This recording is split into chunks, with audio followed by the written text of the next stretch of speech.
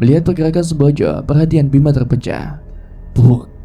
Bima terpukul serangan yang diberikan oleh Buto Ireng. Seketika Bima langsung memuntahkan darah dari mulutnya.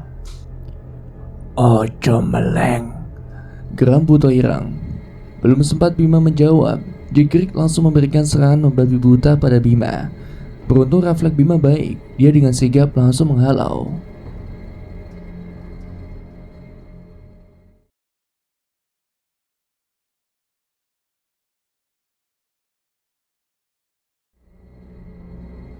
Assalamualaikum warahmatullahi wabarakatuh. Jumpa lagi dan selamat datang kembali di channel Netra Kala.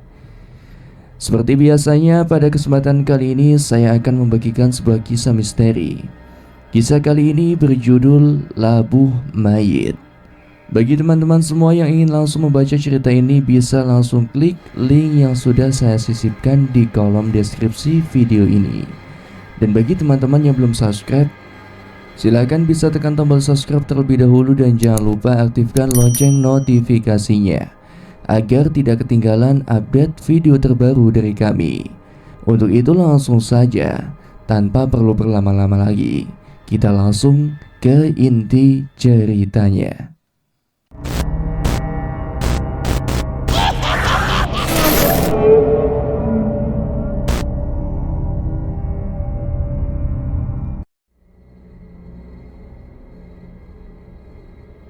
Sudah 3 hari berlalu semenjak Bima pulang dari rumah sakit.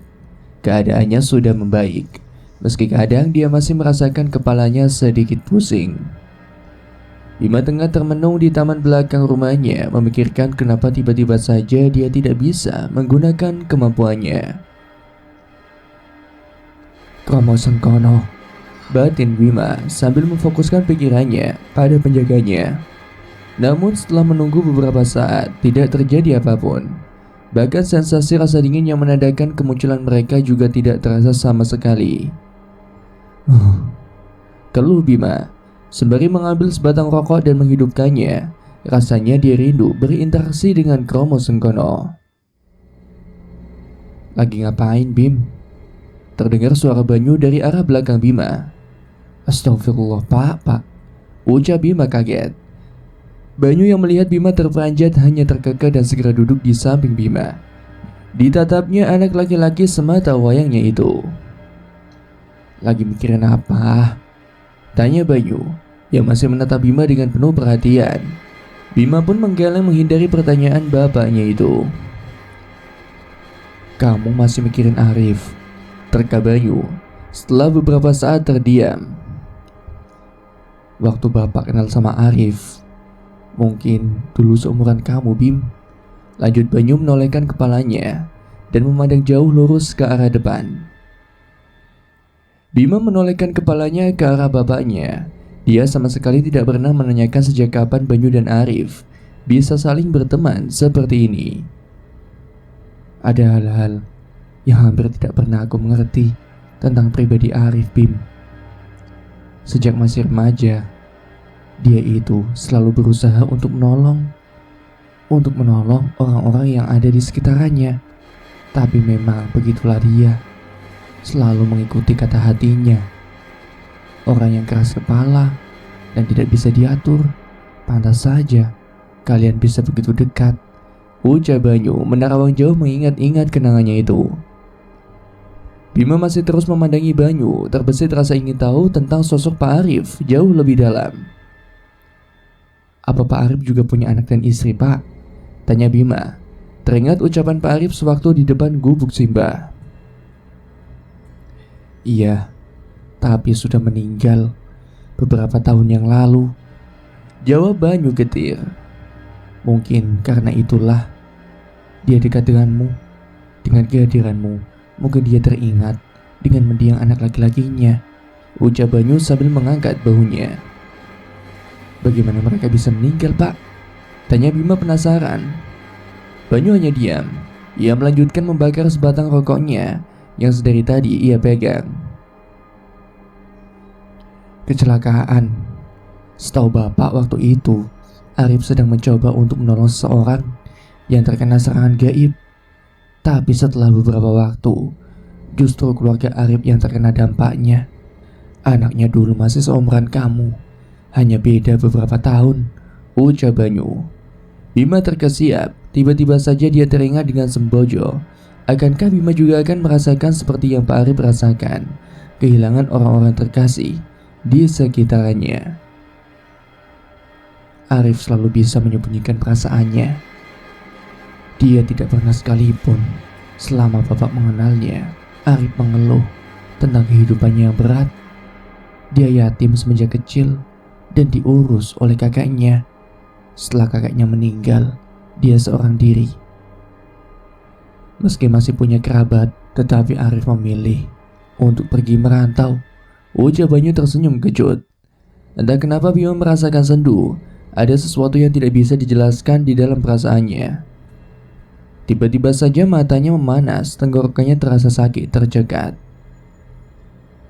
Semenjak kejadian tahun lalu, aku menemukan sesuatu dalam dirimu, Bim. Seorang anak dan teman yang hadir kembali di kehidupanku. Lanjut Bima. Berat, Pak, ujar Bima parau. Sekali lagi dia menyeka matanya. Dia tidak pernah malu memperlihatkan emosinya pada Banyu. Bapak tidak pernah tahu apa yang kamu dulu rasakan. Tapi ingat apa pesan Bapak dulu sewaktu mobil kita macet di tengah hutan, ucap Banyu memandang Bima. Bima mengangguk. Tuhan selalu bersama orang-orang yang punya niatan tulus, jawab Bima. Banyu tersenyum. Bapak tidak tahu apa masalahmu sekarang ini. Yang Bapak tahu itu, kamu orang yang kuat, Bim. Jaga prinsip kamu untuk terus berguna bagi orang lain. Semua masalah itu pasti ada penyelesaiannya, ujar Banyu sambil berdiri dan melangkah meninggalkan Bima. Pak, panggil Bima. Kenapa, Bim? Tanya Banyu saat sudah berhenti melangkah dan menengok ke arah anaknya. Bima pengen liburan, Pak, beberapa hari di tempat yang tenang, ucap Bima. Banyu yang melihat itu tersenyum. Oke, besok kita pergi ke puncak, ucap Banyu yang langsung pergi melangkah ke kamarnya. Bima kembali merenung. Semua pilihan kini ada di tangannya. Ditatapnya ke atas melihat ke arah bulan yang begitu terang. Terima kasih untuk semuanya, ujar Bima lirih. Sudah siap semua, ucap Sekar saat melihat Bima dan Maya tengah duduk di sofa ruang keluarga. Mereka memutuskan untuk liburan beberapa hari di puncak. Sudah Bude, tinggal berangkat, ucap Maya bersemangat. Sedangkan Bima sedari tadi hanya diam membaca bukunya. Yakin kamu gak apa-apa, Bim? Tanya Maya khawatir memandang ke arah Bima lekat-lekat.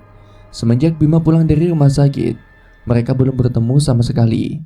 Jadi Maya tidak tahu bagaimana kondisi Bima saat ini. Aku gak apa-apa, Mbak, ucap Bima datar tanpa menolehkan pandangannya dari buku. Kamu masih belum bisa bertemu dengan Krama Sengkono, Bim? Tanya Maya takut-takut. Bima berhenti membaca. Kini ia memandang Maya lekat-lekat. Belum, Mbak. Dan sepertinya memang mereka yang tidak ingin berinteraksi denganku. Kalau memang mereka mau pasti akan muncul. Kalau aku lihat sendiri kan, aku masih bisa melihat sosok penghuni rumah sakit, ucap Bima ketus. Maya tidak bisa menampik apa yang diucapkan oleh Bima. Menurutnya memang aneh. Kalau Bima bisa melihat sosok penghuni rumah sakit, kenapa dia tidak bisa melihat Krama Sengkono?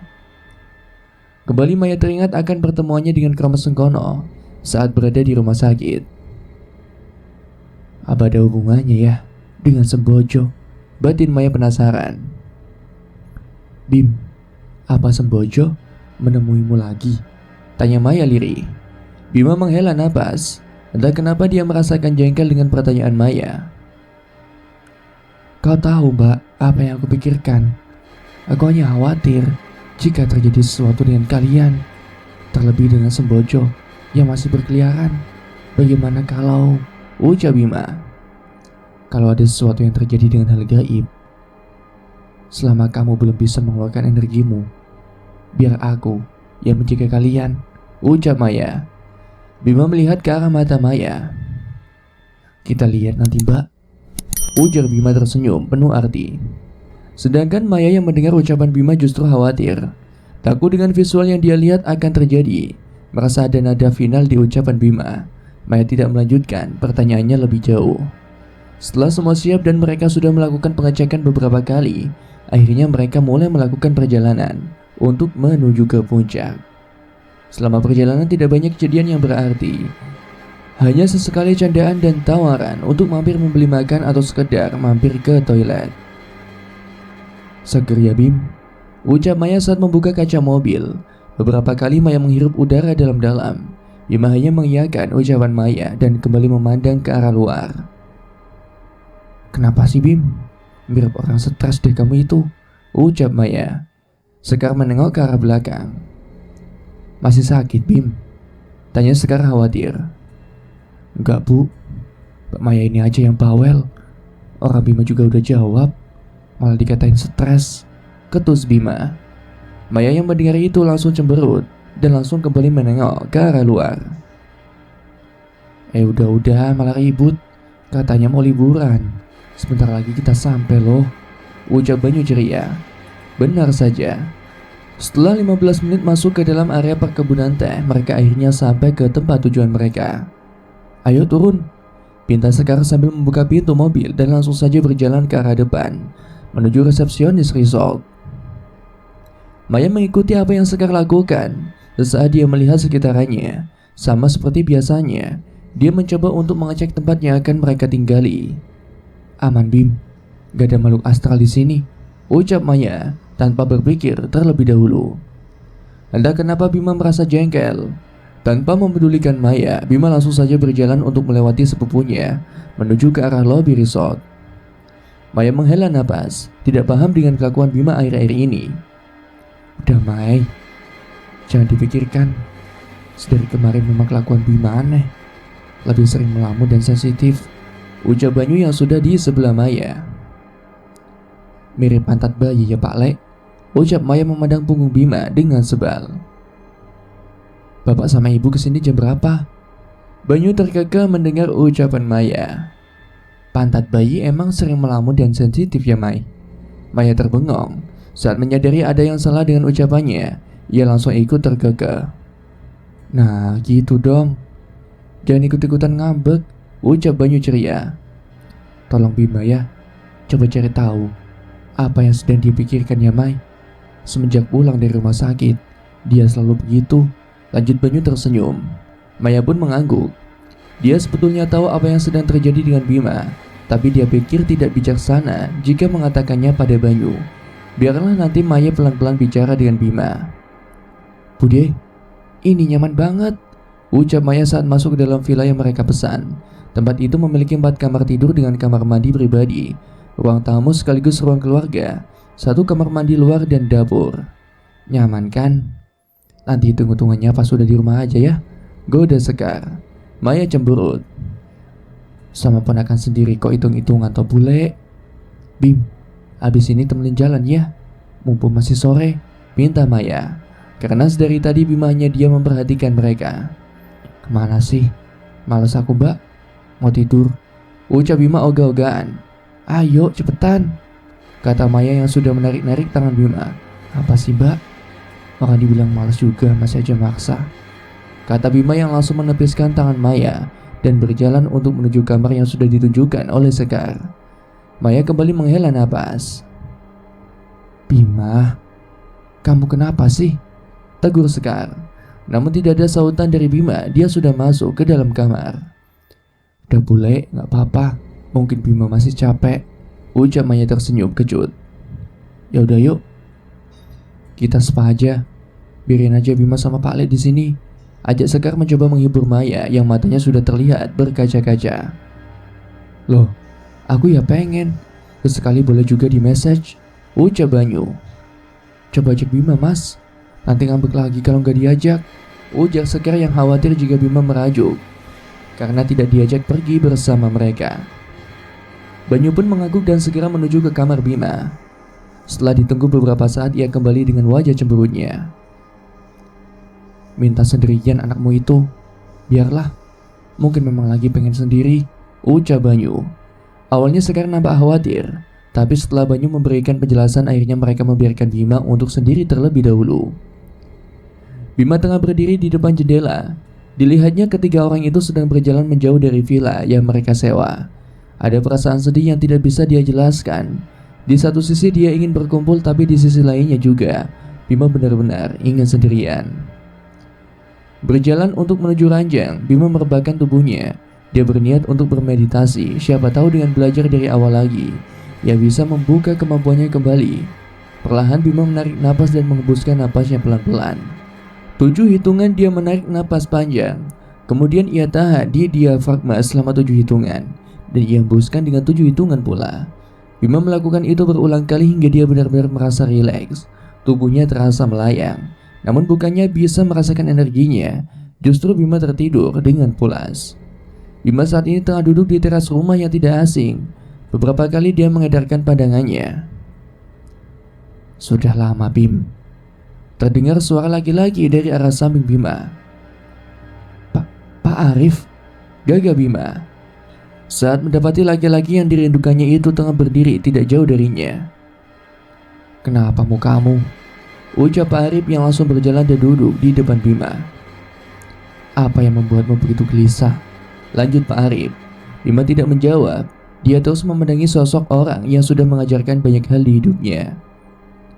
Pak Arif, gimana kabarnya Pak? Tanya Bima mengabaikan pertanyaan Pak Arif. Seperti yang kamu lihat Bim, tidak kurang dari satu apapun, ucapnya sambil mengangkat bahu dan menaikkan alisnya. Maafkan Bima Pak, karena sudah membuat jadi seperti ini, ucap Bima lirih.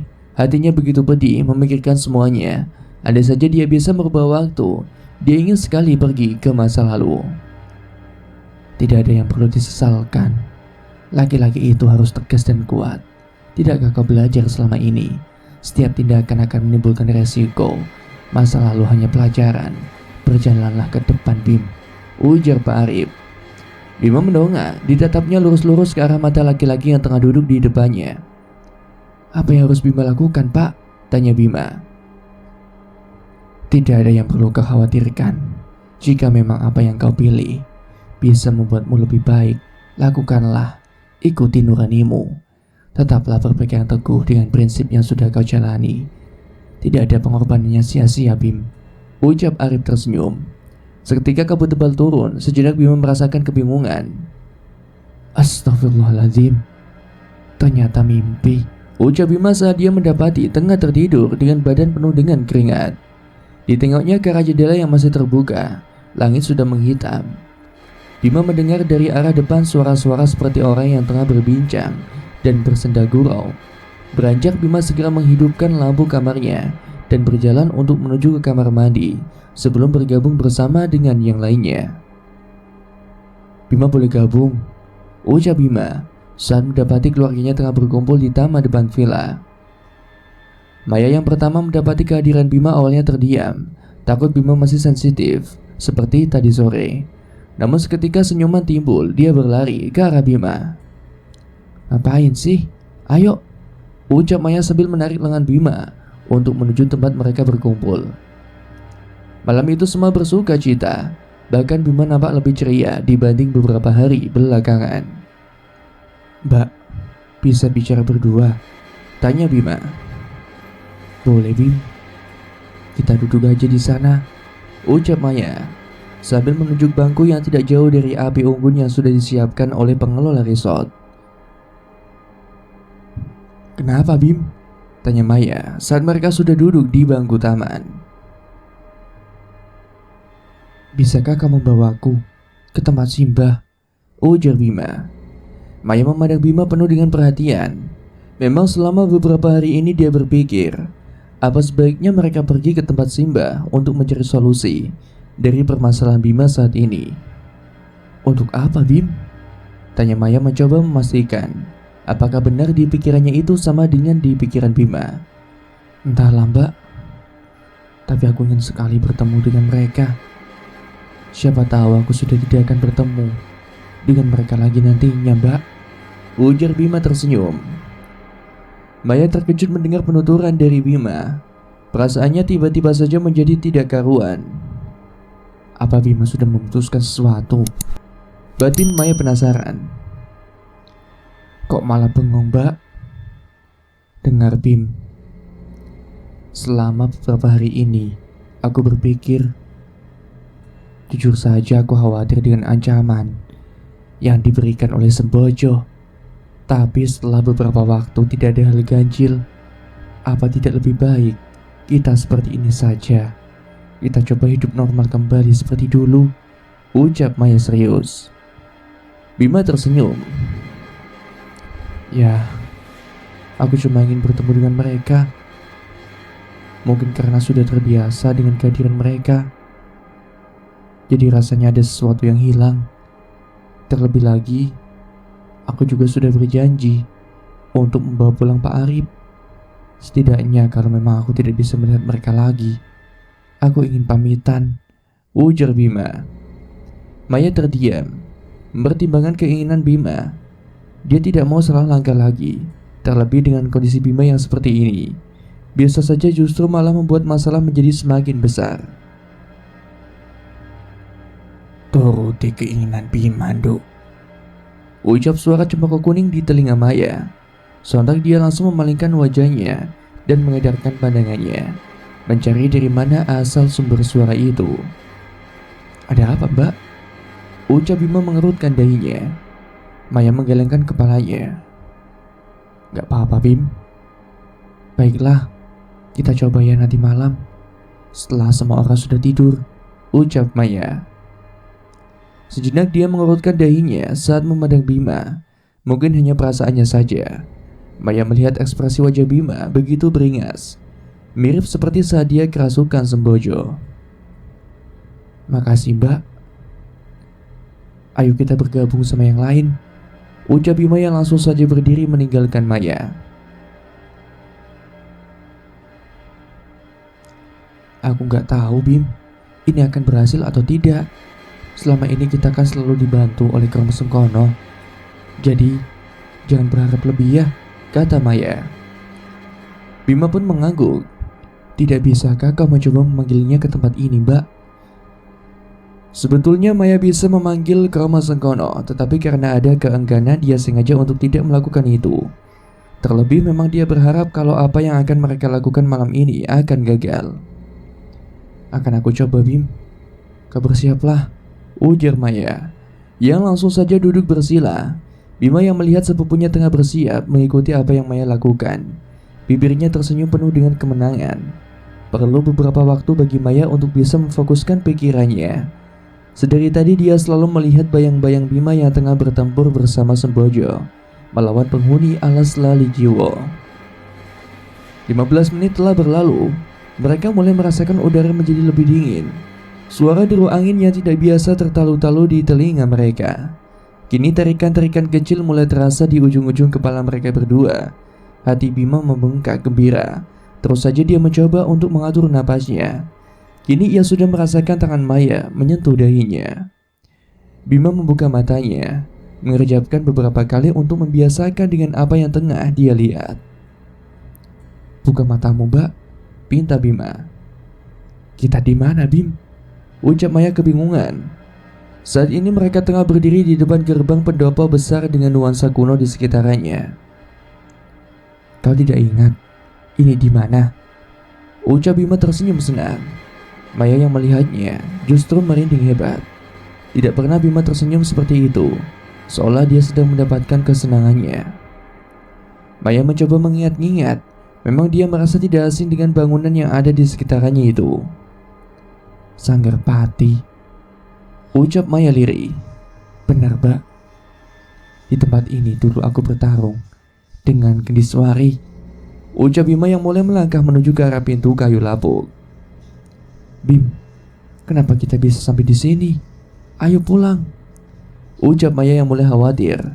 Terlebih dari tadi dia merasakan banyak pasang mata yang sedang memperhatikan mereka. Tunggu, Mbak, ada yang ingin aku lakukan, ucap Bima. Bim, udahlah, yuk pulang, pinta Maya. Tapi Bima tidak menggubris ucapan sepupunya itu. Dia terus saja melangkah menuju ke arah dalam sanggar Pati tersebut. Mau tidak mau Maya mengikuti langkah Bima. Jantungnya berdebar dengan keras. Semoga apa yang dia pikirkan tidak terjadi saat ini. Kini Bima duduk bersila di tengah sanggar pati. Maya sedikit terkesiap. Energi Bima mulai meluap-luap. Belum pernah dia melihat Bima seperti ini. Ada yang tidak beres, ucap Maya. Ia masih terus saja melihat ke arah Bima. Hingga suasana tiba-tiba saja berubah. Pohon-pohon bergoyang dengan hebat. Bahkan Maya seperti merasakan ada semacam gempa yang terjadi di sekitarnya. Bim, apa yang kau lakukan? Ucap Maya panik. Dia mencoba mendekat ke arah Bima. Dia tahu jika pagar gaib alas lali jiwa dirusak, maka semua demit yang berasal dari luar bisa masuk kapanpun. Maya terus berlari. Namun saat sudah dekat dengan Bima, tiba-tiba saja tubuhnya terpental. Seolah ada energi besar yang menghalangi Maya untuk mendekati Bima.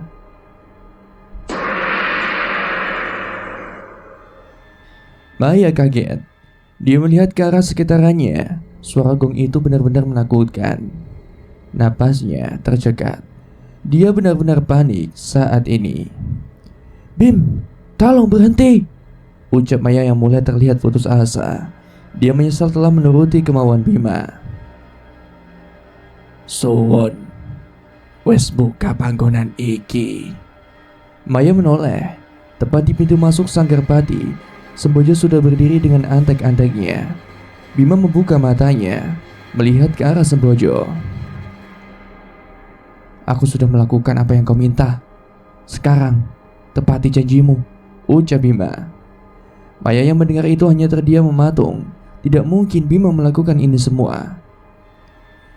Bantu aku untuk menghancurkan tempat ini. Setelah itu, apa yang kau inginkan akan aku turuti, ucap Sembojo tersenyum penuh dengan kemenangan. Jangan Bim, ingat, dia hanya memanfaatkanmu, teriak Maya saat melihat Bima sudah berjalan ke arah Sembojo. Mata Maya menatap tajam ke arah Bima. Kekecewaan menjalari batinnya. Dia tidak menyangka Bima bisa berbuat seperti itu hanya untuk kepentingannya. Maaf Mbak, sepertinya kita sudah berbeda jalan. Menyingkirlah jika ingin selamat, ucap Bima datar. Bim, tolong jangan lakukan itu. Ingat, mereka yang dulu membantu menyelamatkanku. Mereka temanmu kan? Ucap Maya. Seorang teman tidak akan meninggalkan temannya tanpa alasan, Mbak. Sekali lagi, menyingkirlah, tegas Bima lantang. Maya tetap berdiri di tempatnya, menatap nanar Bima, sedangkan Sembojo tersenyum puas. Tidak, aku tidak akan pergi, ucap Maya tegas, meski dirinya merasa gentar. Duk, aku ngerti apa sing ana ning awakmu. Melu aku, tak kai apa sing dadi kepinginanmu, ujar Sembojo. Maya pun menggeleng. Sampai kapanpun, aku tidak akan pernah mau ikut denganmu. Makhluk penghasut sepertimu semestinya ada di neraka, ucap Maya berani. Senyum Sembojo menghilang seketika saat mendengar hinaan yang terlontar dari bibir Maya. Terus dia menatap Maya. Bocah perempuan ini berbahaya. Yowes, yen ku dadi pilihanmu, ucap Sembojo menengok ke arah Buto Ireng yang langsung mengangguk seolah paham dengan perintah yang diberikan untuknya. Maya tersentak. Dalam sekejap mata Buto Ireng sudah berada di depannya. Tanpa tahu apa yang terjadi, tiba-tiba saja tubuhnya terpelanting ke belakang. Sial, ucap Maya saat mencoba berdiri dan mengusap darah yang keluar dari mulutnya. Apa yang harus aku lakukan? Ke rumah Sengkono, ucap Maya mencoba untuk memanggil penjaga Bima, namun tidak terjadi apapun. Percuma Nduk, demit kayu bakal metu. Paling saiki dekne iku wis mlayu saka alas iki, ujar Sembojo. Apa maumu sebenarnya? Ucap Maya. Yen aku pengen awakmu, apa kowe bakal ngei? Ritual labuh mayatku bakal iso sempurna yen kowe sing dadi tumbale, jawab Sembojo. Maya mulai berdiri. Dia masih kebingungan. Jika memang Sembojo menginginkan dirinya, kenapa dia meminta Bima untuk menghancurkan pagar gaib alas lali jiwa? Yen kowe pengen awakku, ngopo kudu ngerusak lemah iki? Kata Maya lantang. Tak kira kanca-kancamu kuwi wis ngerti aku sapa. Apa kowe hati percaya karo demit-demit kae? Ucap Sembojo memprovokasi. Maya terdiam. Dia sama sekali tidak mengetahui siapa sebenarnya Sembojo itu. Baginya demit wanita itu hanya sebatas makhluk yang suka memanfaatkan kehidupan manusia. Wes, saiki rasa kakean cangkem. Wes wayahe kowe rusak terus ucap Sembojo. Maya terperangah. Dia langsung saja memfokuskan energinya untuk membuat pagar gaib. Dia tidak bisa bertarung seperti Bima. Yang bisa dia lakukan saat ini hanya bertahan sampai dia menemukan cara untuk bisa pergi dari tempat ini. Brak! Terdengar suara dentuman hebat saat pukulan buta ireng mengenai pagar gaib yang Maya ciptakan. Maya hanya bisa bergeming. Sesekali dia mencoba membalas serangan buta ireng, tapi semua itu nampak sia-sia. Terus saja buta ireng melempar serangan ke arah Maya. Meski pagar gaib miliknya begitu kuat, tetapi lambat laun juga mulai melemah seiring dengan tenaga Maya yang mulai terkuras. Duar! Suara dentuman terdengar memegahkan telinga. Dengan napas terengah-engah, Maya mencoba untuk menahan serangan buta ireng itu. Buta ireng tersenyum menyeringai. Dia tahu Maya sudah kelelahan. Sejurus kemudian dia mundur beberapa langkah, mengumpulkan energi di 8 tangannya. Maya sudah pasrah. Jika memang ini ajalnya, setidaknya sudah berusaha untuk melakukan hal yang benar. Sampaikan salamku pada bapak ibumu ya Bim, ucap Maya tersenyum tulus pada Bima. Tubuhnya benar-benar diampang batas. Bima yang mendengar itu tidak bereaksi apapun. Tatapannya datar namun memandang lurus ke arah Maya. Dilihatnya sekarang buta ireng tengah bersiap-siap, energinya begitu besar. Dalam sekedipan mata, makhluk itu berlari untuk menuju ke arah Maya. Tangannya sudah terangkat, berniat untuk menyelesaikan pertarungan. Maya menutup mata, mencoba menyambut kematian yang sudah menunggunya. Kenangan demi kenangan muncul di kepalanya. Baru beberapa jam yang lalu dia merasakan benar-benar bahagia, tapi sekarang kejadian itu seolah sudah terjadi berjuta tahun yang lalu. Terdengar suara benda saling beradu. Lama Maya menunggu. Seharusnya ia merasakan kesakitan saat pukulan buta ireng itu mengenai tubuhnya. Jangan cuma merembak, ucap Bima terengah menahan serangan buta ireng. Maya langsung membuka matanya, kaget dengan suara Bima. Bim, ucap Maya lirih. Sesekali dia menggelengkan kepalanya, takut apa yang dia lihat hanya sebatas halusinasi. Apa yang sebenarnya terjadi, Bim? Ucap Maya kebingungan. Bima masih terus menahan serangan buta ireng. Dari sudut matanya, dia melihat Sembojo memandangnya penuh dengan dendam kesumbat. Tak ada waktu untuk cerita. Nanti saja, kalau semuanya sudah selesai. Sekarang pulihkan dulu dirimu dan buat pagar gaib sebal mungkin, kata Bima yang terus saja terdesak mundur. Tidak menunggu perintah 2 kali, Maya langsung menuruti ucapan Bima. Dia langsung saja menyembuhkan dirinya. Dikira aku bakal menang, dulur kembok gawe dolanan, ucap Bima kembali menatap tajam ke arah buta ireng. Tidak menjawab Bima, sosok demit itu terus saja mengeram dan mencoba menekan Bima dengan kekuatannya. Bima berpikir cepat. Dia tidak mungkin selamanya menahan serangan buta ireng sendirian, tapi rencananya belum sepenuhnya terjadi. Dia tidak menyangka kalau Maya akan melawan seperti ini. Kamu sengkono, batin Bima untuk memanggil sosok penjaganya. Percuma, wes tak omongi, kowe ora sadar yen aku wes mageri bangunan iki, kata Sembojo yang masih berdiri diam. Matanya menyipit memandang Bima dengan angkuh. Bima merutuki kebodohannya. Dia lupa kalau Sembojo bisa membuat pagar gaib yang bisa menghalau demit lainnya untuk masuk, kecuali dengan izinnya. Otak Bima berpikir dengan cepat. Satu-satunya orang yang bisa menghilangkan pagar gaib milik Sembojo adalah Maya. Mbak, tolong hilangkan pagar gaib milik Sembojo. Sementara aku akan menghalau mereka Ucap Bima menoleh ke arah Maya. Maya membuka matanya, memandang ke arah Bima dan Sembojo. Gila, apa yang sedang kau rencanakan, Bim? Ucap Maya. Bukan malah menjawab, justru Bima nyengir memamerkan giginya.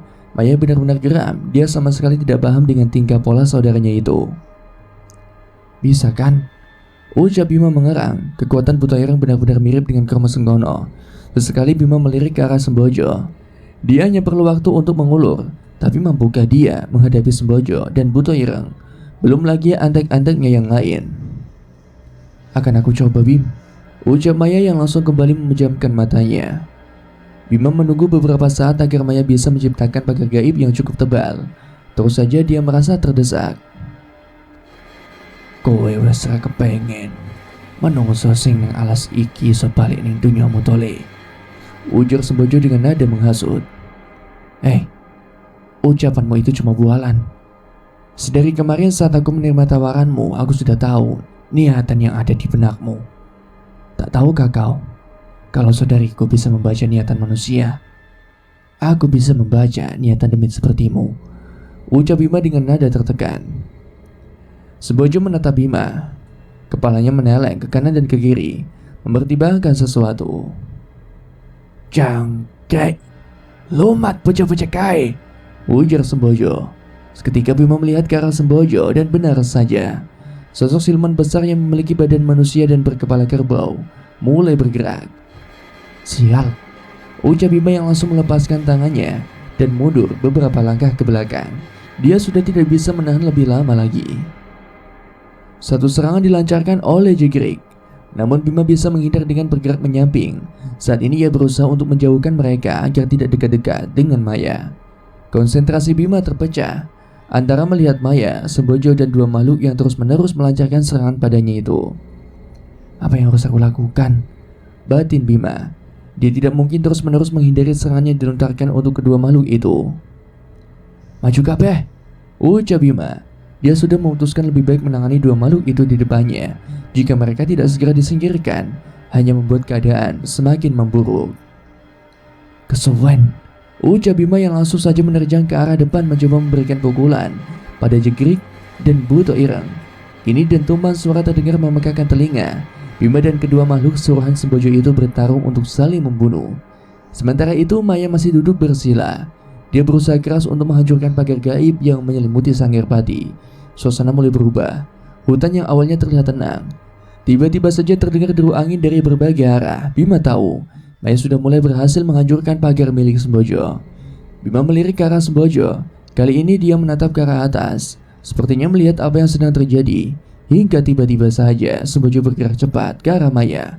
Dia tahu kalau Maya sedang berusaha untuk menghancurkan pagar gaib yang dia buat. Melihat pergerakan Sembojo, perhatian Bima terpecah. Buk! Bima terpukul serangan yang diberikan oleh Buto Ireng. Seketika Bima langsung memuntahkan darah dari mulutnya. Ojo meleng, geram Buto Ireng. Belum sempat Bima menjawab, Jigrik langsung memberikan serangan membabi buta pada Bima. Beruntung refleks Bima baik, dia dengan sigap langsung menghalau. Teriak Maya dari sisi lain Sanggarpati. Mendengar teriakan dari Maya, Bima seketika menoleh, lupa jika lawan di depannya sedang membuat serangan yang mematikan. Sial, ucap Bima. Dia mendapati Sembojo tengah menjabak keras rambut Maya. Puh, kembali Bima tersungkur. Wis tak kandeni, ojo meleng, geram Buto Ireng. Keadaan berubah. Bima benar-benar menjadi bulan-bulanan Buto Ireng dan Jegrik. Bima terpuruk di tanah, badannya terasa sakit sekali. Belum lagi saat melihat ke arah Maya, hatinya terasa perih. Bocah ra ngerti dimesake, wis tak kai pilihan kepenak, malah gawe goro-goro, ucap Sembojo. Wujudnya sudah berubah. Energi yang dipancarkan Maya membuat sosok Sembojo yang cantik jelita menjadi terlihat mengerikan. Napas Bima sudah terengah-engah, tubuhnya benar-benar remuk. Sekali lagi dia mendapatkan pukulan dari kedua makhluk itu, semua akan selesai. Namun dia tidak bisa hanya berdiam diri, semua karena kesalahannya. Bima terlalu sembrono dengan pilihannya. Beberapa waktu yang lalu, sehari setelah Bima pulang dari rumah sakit, Bima tengah tertidur di kamarnya. Pikirannya benar-benar kacau. Dari tadi dia mendengar banyak erangan demi dari luar kamarnya. Bukan karena dia takut, tapi suara itu benar-benar mengganggunya. Berkali-kali dia mencoba untuk memanggil Kromo Sengkono, namun tidak pernah ada sahutan sedikit pun. Bahkan dia mencoba memanggil Cempaka Kuning dan Simba, tetapi tetap saja terdengar suara seperti seorang yang tengah menyeret kakinya. Bima menolehkan kepalanya ke arah jendela. Dia melihat ada siluet seorang tengah berdiri, seolah sedang memandanginya. Bima penasaran. Tanpa rasa takut dia mulai beranjak ke arah jendela kamarnya. Sejenak dia terdiam, lalu menyibakkan tirai dengan keras, seolah ingin membuat makhluk yang sedang memandanginya itu terkaget. Namun belum sempat Bima melihat siapa gerangan yang berdiri di balik jendela kamarnya, sosok itu sudah lenyap dari pandangannya. Srek, srek. Bima menoleh. Suara itu kembali muncul, tetapi kali ini tepat berada di depan pintu kamarnya. Astaga, ucap Bima jengkel. Tanpa menunggu lama, dia berjalan ke arah pintu. Bima sudah membuka pintu kamarnya, melihat ke arah sekitar, namun tak ada siapapun. Bima menoleh. Dia mendengar suara Sekar, akan tetapi tidak ada yang bisa melihat di mana keberadaan ibunya itu. Bim, tolong Bim, ucap Sekar lirih. Bima terkesiap, merasa ada yang tidak beres. Dia langsung bergerak untuk menuju ke arah sumber suara. Jantungnya berdetak dengan keras. Dia takut terjadi apa-apa dengan ibunya. Peringatan Sembojo terngiang-ngiang di kepalanya. Bu, ucap Bima saat melihat Sekar tengah terduduk di lantai membelakanginya. Sekar tidak menjawab, namun lirih Bima mendengar isak tangisnya. Bu, ibu kenapa? Ucap Bima khawatir saat mendengar isak tangis. Dia mempercepat langkahnya. Isak Sekar sendu. Bima sudah berada di belakang Sekar. Jaraknya kini hanya kisaran 1 meter. Bu, kembali Bima memanggil ibunya. Tolong Bim, ucap Sekar yang masih meringkuk menunduk menghadap lantai. Bima terus menatap Sekar. Ada sesuatu yang aneh. Dia tahu ini bukan Sekar ibunya. Jelas energi yang dipancarkan sangat berbeda dengan Sekar. Bima mulai panik melangkah mundur, takut jika sosok di depannya itu berniat sesuatu yang buruk. Saat ini kondisinya benar-benar tidak menguntungkan. Belum sempat Bima berputar, tiba-tiba saja sosok yang ada di depannya berputar dengan cepat. Kini dengan jelas dia melihat wajah Sekar yang sudah pucat. Air matanya meleleh di kedua pipinya. Tolongin bapakmu, Bim, ucapnya sambil mengangkat kepala Banyu. Bima yang selama ini sudah tidak takut dengan mereka, tiba-tiba saja tersentak hebat. Ketakutan menyelimuti batinnya. Minggir, lungo, ucap Bima yang terus saja memandang sosok yang ada di depannya itu. Jantungnya berdegup dengan keras. Bim, tolong, Bim, tolong bapak, ucap Sekar dengan nada sendu. Bim, terdengar suara Maya. Bima menoleh ke arah samping. Tubuhnya makin melemas. Dia benar-benar syok. Budi dan Pak D-nya tengah tergantung di sudut ruangan. Mata mereka melotot, lidahnya terjulur. Sedangkan ada seorang di bawah mereka menangis terseduh-seduh. Bim, tolong Bim, tolong Bima, ucap Maya Belo. Bima mundur. Dia benar-benar tidak bisa melihat pemandangan seperti ini. Kowe sing bakal kedaden yen kowe ora melu aku, ucap Sembojo yang sudah berdiri di belakang Bima. Mendengar suara Sembojo, spontan Bima berbalik. Apa maksudmu? Minggat, ucap Bima geram. Hatinya terasa sakit sekali saat melihat kondisi keluarganya. Saiki malam Jumat, tak tagih pilihanmu, ucap Sembojo tersenyum. Bima mematung. Kembali dia melihat ke arah Sekar, kepala Banyu, memalingkan wajahnya, melihat ke arah Maya, Pak D dan Budinya. Cukup lama Bima terdiam, matanya memanas. Aku bakal melu kowe, tapi culno keluargaku, ucap Bima parau. Dia sama sekali tidak punya pilihan. Sembojo tersenyum. Janjiku ora bakal tak ingkari, ucap Sembojo dan terus bergerak ke arah Bima, lalu mendekatkan kepalanya ke arah telinga Bima. Sembojo membisikkan sesuatu. Mata Bima membulat sempurna. Ngerti, ucap Sembojo tersenyum penuh kemenangan. Bima ingin sekali memberontak. Tidak mungkin dia melakukan apa yang diminta oleh Sembojo. Tapi sekali lagi dia melihat ke arah keluarganya. Sebutir air mata turun membasahi pipinya. Baiklah, aku pegang janjimu, ucap Bima.